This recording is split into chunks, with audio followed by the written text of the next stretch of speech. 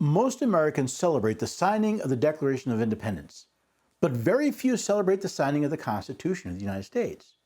Why is that? Sure, we celebrate Independence Day with cookouts and fireworks, but there's nothing preventing us from celebrating Constitution Day the same way.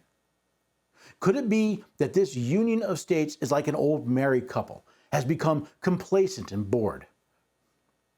Could it be that this union, like an old married couple, has become complacent and bored? Well, come with me while I examine this phenomenon in preparation for my own celebration of Constitution Day.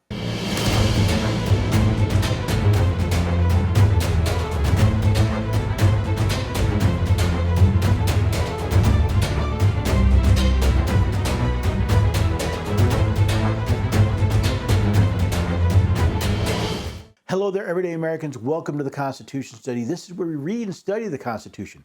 We teach the rising generation to be free. I'm releasing this in preparation for Constitution Day. I've got a lot going on. More importantly is what I'm doing the weeks after Constitution Day. I'll talk more about that at the end of the video, but I've got some exciting things coming up.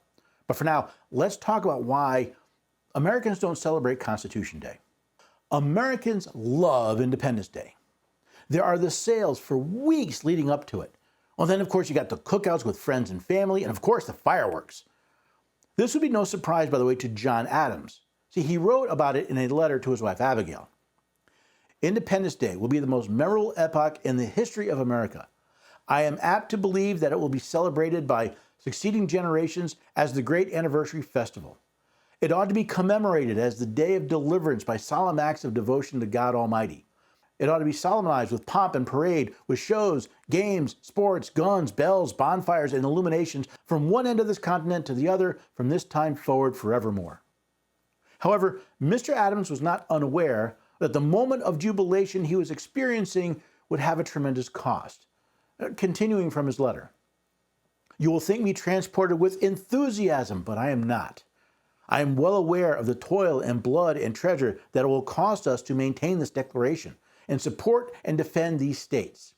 Yet through all the gloom, I can see the rays of ravishing light and glory.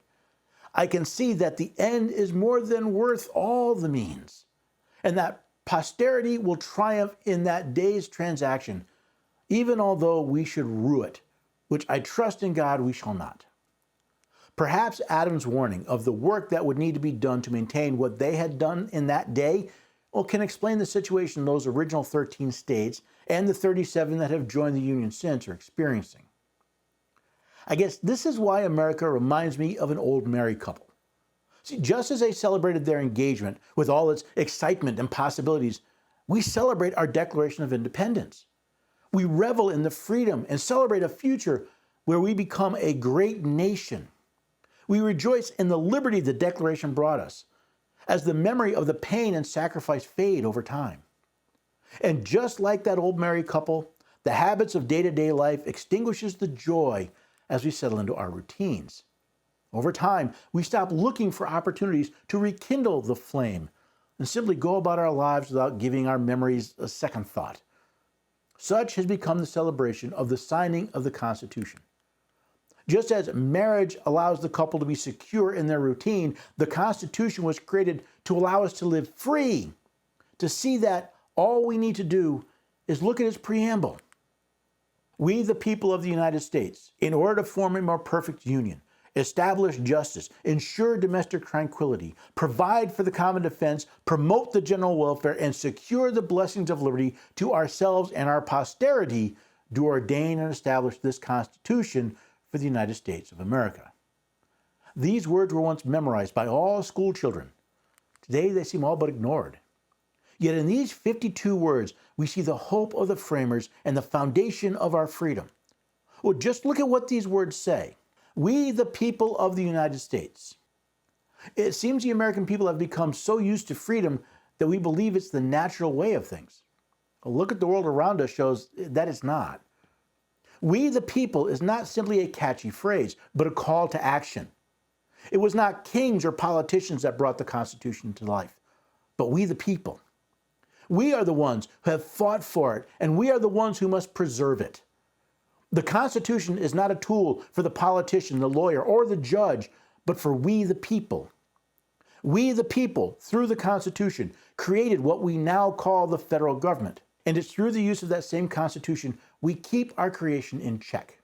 Our complacency has led us to wait for other people to do the work, not unlike the lazy husband who waits for his wife to pick up his dirty clothes. But when everyone waits for someone to do something, no one does anything, which seems to describe the current view of most of we the people. In order to form a more perfect union. After declaring independence, the states joined together under the Articles of Confederation. While the states agreed to live together, their bond was rather weak. Quote, the said states hereby severely enter in a firm league of friendship with each other.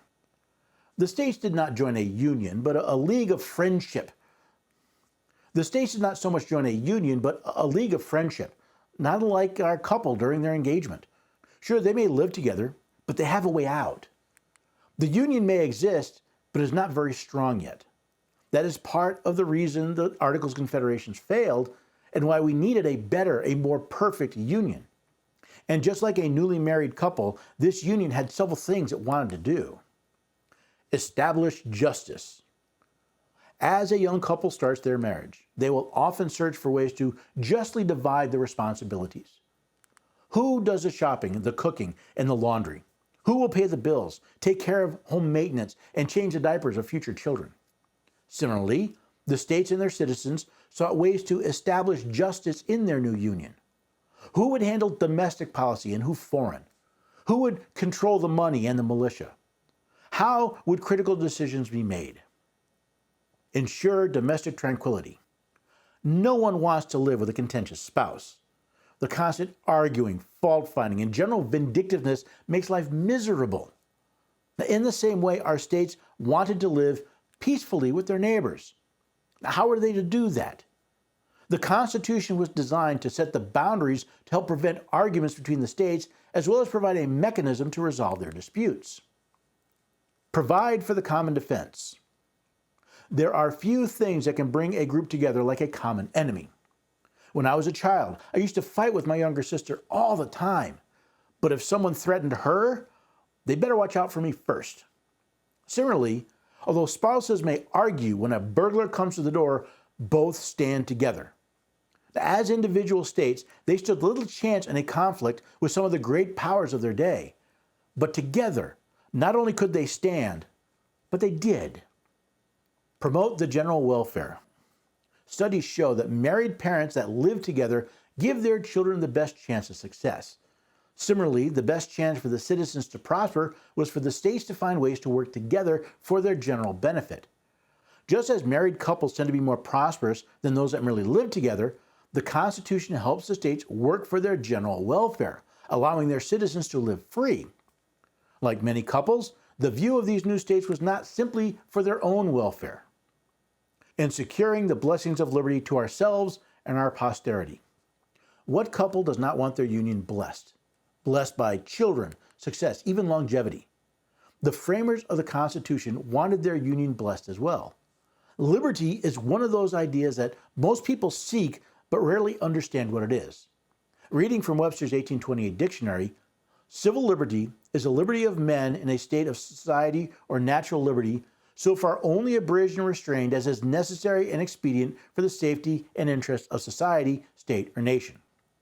To summarize Noah Webster's definition of liberty, it is the ability to live your life as you see fit without unnecessary external influence.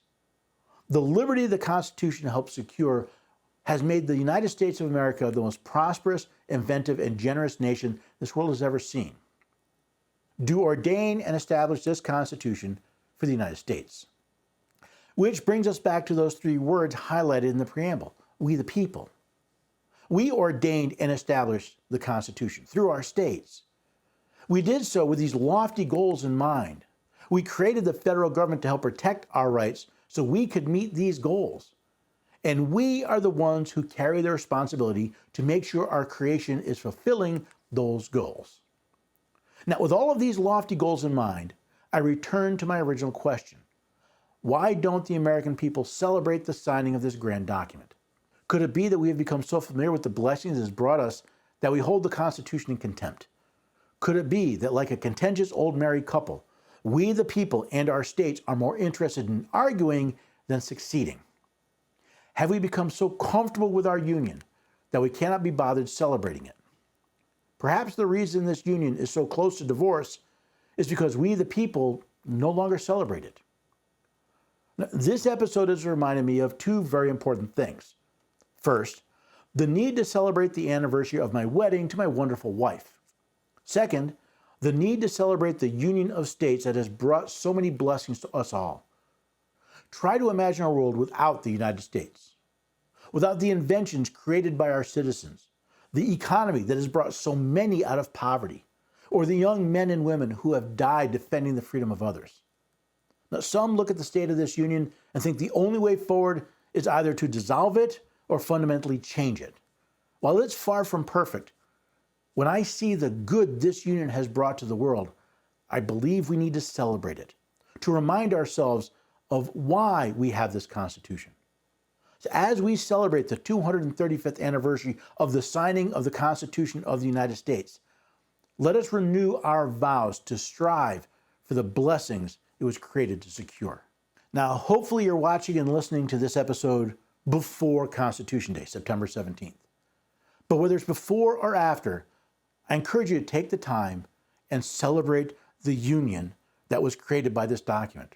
Celebrate the goals it had in mind, and celebrate the sacrifices that were made so that we can enjoy the blessings of liberty. In paraphrasing John F. Kennedy, I encourage you all to seek not what this union can do for you, but what you can do to help strengthen this union, to help secure the blessings of liberty for all of us. Because without that, what else do we have? American exceptionalism is not arrogance. It's the recognition that through this Constitution and the governments and the rules it created, we've created the most prosperous nation, the most inventive and most generous nation the world has ever seen. Do you really want to see that nation disappear? So I encourage all of you to take time to read and study the Constitution, to teach the rising generation to be free. Because as Ronald Reagan warned, freedom is no more than one generation away from extinction. If we don't learn it and pass it on to the next generation, it'll eventually disappear. And just like a contentious divorce, it'll be a contentious breakup of the union. And not only will there be tears, but I fear there will be bloodshed. Hopefully we can avoid that by understanding why we are a union of states. And again, if you want more information, you can always head to the website, constitutionstudy.com. It's where I've got all these articles I've written over the years, videos, podcasts. It's all there for you to use, and it's there for you to share. Now, I'll be leaving this coming Monday for the next leg of the Blessings of Liberty tour. I'm going through North Dakota, Idaho, Wyoming. Now, if you're in any of those states, check out the website, constitutionstudy.com/tour. Maybe I'm coming to a city near you. I would love to see you there. I'd love to shake your hand. I'd love to answer your questions. I'd love to just meet other people interested in the Constitution.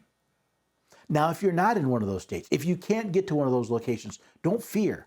I'm looking to add more legs and more destinations to the event. Just go to that same page, constitutionstudy.com/tour. Go to the bottom. You'll find a form that says add a date. Give me some information. I will contact you, and we can see if we can set up an event near you. I'd love to come visit even more of this great country.